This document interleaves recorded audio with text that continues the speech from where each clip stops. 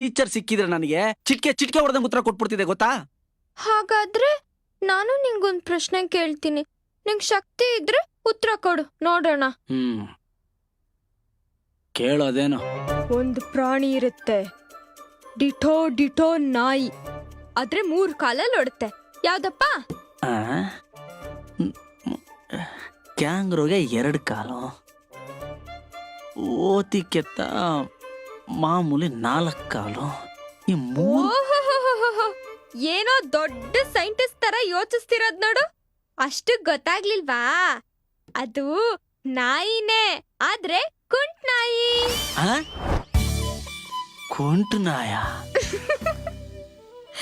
Time ಆಯ್ತು, ಮಲ್ಕೋತೀನಿ. ಇಲ್ಲ ಅಂದ್ರೆ ಅಷ್ಟೇ, ನಾಳೆ ಇಂಟರ್ವ್ಯೂನಲ್ಲಿ ತೂಗುಡಿಸ್ಬೇಕಾಗತ್ತೆ. ಕುಂಟ್ ಲಕಡಿ ಕುಂಟ್, ಕುಂಟ್ ಲಕಡಿ ಕುಂಟ್. ಅಯ್ಯೋ ನಜ್ಜಿ ಗೊತ್ತಾಗ